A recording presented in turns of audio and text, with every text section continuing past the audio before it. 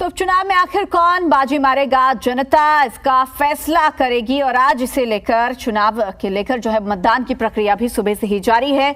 हमारे संवाददाता तरुण ग्राउंड पर मौजूद हैं, साथ ही बलराम पांडे भी इस वक्त मौके पर मौजूद हैं। सबसे पहले मैं बलराम पांडे का रुख करूंगी, राजेंद्र नगर में ही वो इस वक्त मौजूद हैं।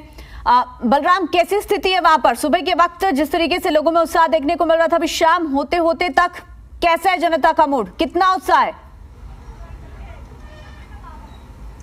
देखिए, जनता में उत्साह लगातार देखने को मिल रहा है। कुछ बूथ ऐसे हैं जहां पर मतदाताओं की संख्या कम हुई है, लेकिन अभी भी कुछ बूथ ऐसे हैं जहां पर मतदाताओं की संख्या लगातार बरकरार है और धीरे धीरे बढ़ती हुई नजर आ रही है। इस वक्त हम ओल्ड राजेंद्र नगर में मौजूद हैं और आपको तस्वीरों के माध्यम से दिखाएंगे कि किस तरीके से मतदाता स्थल पर मतदाताओं की भीड़ लगी हुई है। अभी भी इस बूथ पर लगातार मतदाता पहुंच रहे हैं, अपने मताधिकार का प्रयोग कर रहे हैं और जो तस्वीरें देखने को मिल रही हैं वो बेहद सुखद हैं। लेकिन कुछ बूथों पर अभी भी मतदाता नहीं पहुंच रहे हैं, वहां सन्नाटा पसरा हुआ है।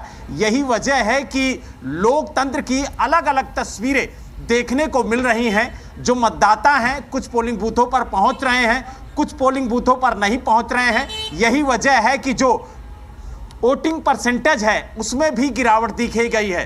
3 बजे तक लगभग 33.4% ही मतदान हुआ है, जो निराशा पैदा करता है, क्योंकि माना जा रहा था कि जिस तरीके से सुबह लोगों में उत्साह देखने को मिल रहा था, जिस तरीके से लोग बूथों पर जा रहे थे, उसको देखकर यह कहना गलत नहीं होता था कि कहीं ना कहीं जो मतदाता हैं वो इस बार वोटिंग परसेंटेज बढ़ाएंगे। लेकिन 12 बजे के बाद 4 बजे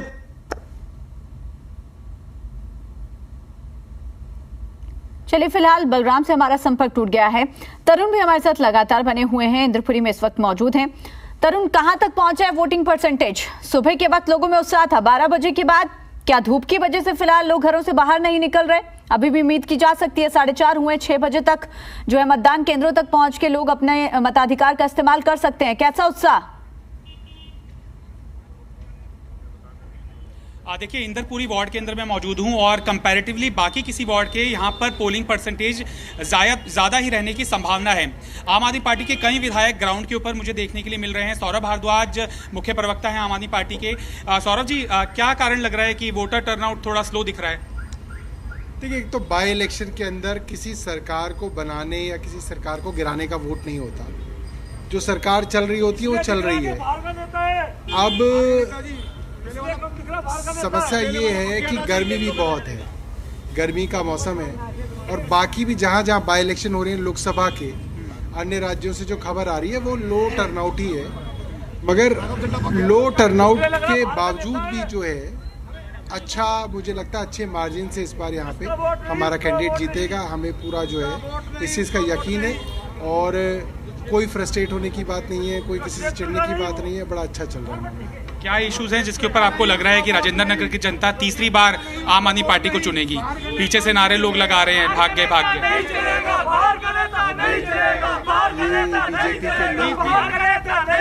सर प्लीज, अरे ये डिबेट नहीं, आप बोलिए। अब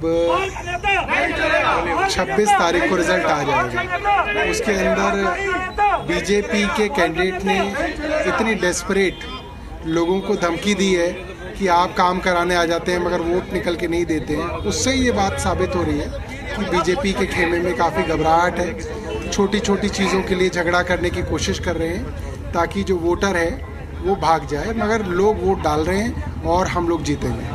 ठीक है, ये सौरभ जी हैं। पुलिस को भी यहाँ पर आना पड़ा है चूँकि जो कुछ लोग हैं। जी जयकिशन जी, क्या लग रहा है कांग्रेस की परफॉर्मेंस? नहीं, कांग्रेस अपनी जगह चुनाव लड़ रही है। कांग्रेस मर्यादाओं से बंद करके चुनाव लड़ती है। परिणाम तो जनता ने देना है। कांग्रेस चुनाव मैदान में है अपनी नीतियों को लेकर के, इतिहास को लेकर के, परंपराओं को लेकर के। लेकिन कांग्रेस के जो विरोधी दल है वो मर्यादाओं से बंधे हुए लोग नहीं हैं, वो विकास की गति को बढ़ावा देने वाले लोग नहीं हैं। वो युवाओं के भविष्य की चिंता करने वाले लोग नहीं है, वो महंगाई पर कंट्रोल करने वाले लोग नहीं है, वो बेरोजगारी को कंट्रोल करने वाले लोग नहीं है, वो विकास करने वाले लोग नहीं है। कांग्रेस की विकास आप दिखाई दे रहा है, आपको 55 लाख लोगों को बसाया, कांग्रेस का विकास है। आज हम जय किशन जी, 2015 का और 2020 का अगर हम इतिहास देखें तो बहुत अच्छी तस्वीर कांग्रेस की बयान नहीं हो रही है। कोई बात नहीं, कांग्रेस का इतिहास पीछे भी उठा करके देख लीजिए, उतराव चढ़ाव आता रहता है। ये धूप छाया एक सुबह कहीं होती है, शाम को कहीं होती है। कांग्रेस इन चीज़ों से पीछे हटने वाली नहीं है। कांग्रेस लोगों से बनी हुई पार्टी है। कांग्रेस लोगों के युवाओं के भविष्य की चिंता करती है। कांग्रेस किसानों की, दलितों की, माइनॉरिटी की चिंता करती है। कांग्रेस के लिए देश की एकता सबसे पहली चीज़ है। कांग्रेस के लिए देश को तोड़ करके शासन चलाने की नीति नहीं है। कांग्रेस झूठ की गठरी बांध करके नगर की जनता कांग्रेस पर विश्वास क्यों करेगी? क्यों नहीं करेगी? कांग्रेस को वोट पड़ रहे हैं, लेकिन मैं बता रहा हूँ, अरविंद केजरीवाल एक झूठ की गठरी बांध करके जो दिल्ली में घूम रहा है, देश से बाहर घूम रहा है, वो अब बहुत दिन तक चलने वाला नहीं है। आप यहीं के वोटर हैं, अपने वोट इस्तेमाल कर लिया? क्या इश्यूज हैं जिसके ऊपर आप वोट देने जा रहे हैं? यही बेरोजगारी वगैरह और जो है कॉलोनी में पानी वगैरह की समस्या है, यही सारी समस्याएं हैं जो इसी बेस पे। मजदूरों का काम मिल जाए, मजदूरों को काम मिले ताकि उसका उन्नति हो। आपने वोट डाल दिया? इंक दिखा दीजिए। नहीं डाले नहीं, अभी डालने जा रहे हैं। अच्छा, क्या आपको क्या इश्यूज लग रहे हैं यहाँ पर? यहाँ के इश्यूज मेन जो है, मैं जो महिलाओं के लिए खास जो है, आपने देखा होगा वहाँ से लेके यहाँ तक पूरा गड्ढे गड्ढे हैं, मगर केजरीवाल ने जो दारू के अड्डे जितने खोले हैं उससे गड्ढे कम हैं और दारू के अड्डे ज़्यादा हैं। तो ये नौजवानों को जैसे एक दिल्ली को एक नशे में झोंकना चाहते हैं ये। तो यहाँ पर क्योंकि इंदरपुरी का ये जो वार्ड है, मैं आपको जियोग्राफिकली अगर समझाने की कोशिश करूं तो एकदम अलग से राजेंद्र नगर विधानसभा के अंदर ये एक वार्ड पड़ता है।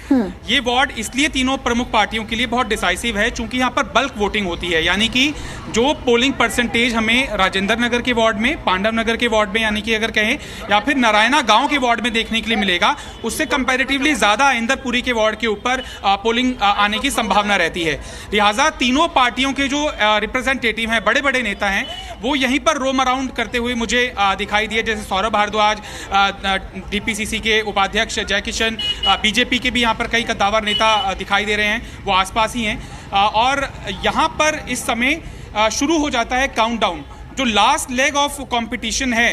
इस समय ज़्यादा से ज़्यादा अपने वोट को पोलिंग सेंटर तक लाने की चुनौती पोलिंग एजेंट के समक्ष है, और जितनी ज़्यादा अपनी समर्थकों को पोलिंग स्टेशन तक लाने में जो पार्टी कामयाब होगी, वही लास्ट लेग के अंदर एज स्थापित कर पाएगी। बिल्कुल तरुण, देखिए अगर 2020 के आंकड़ों पर नजर डाली जाए तो उस दौरान आम आदमी पार्टी टॉप पर थी, बीजेपी दूसरे नंबर पर, कांग्रेस तीसरे नंबर पर रही थी। लेकिन इस बार क्या जनता तय करती है, उसके लिए थोड़ा इंतजार जरूर करना होगा। अभी तक सिर्फ प्रेडिक्शंस ही की जा सकती हैं। बहुत शुक्रिया आपका तमाम जानकारी के लिए बलराम, आपका भी बहुत बहुत शुक्रिया तमाम जानकारी, तमाम अपडेट के लिए। तो शाम 6 बजे तक वोट डाले जाएंगे, प्रक्रिया जारी है। हालांकि वोटिंग टर्नआउट फिलहाल कुछ खास नजर नहीं आ रहा। वजह गर्मी बताई जा रही है, कड़ी धूप बताई जा रही है, लेकिन शाम 6 बजे तक वोटिंग की जा सकती है। अभी भी लोग मतदान केंद्रों पर पहुंच रहे हैं।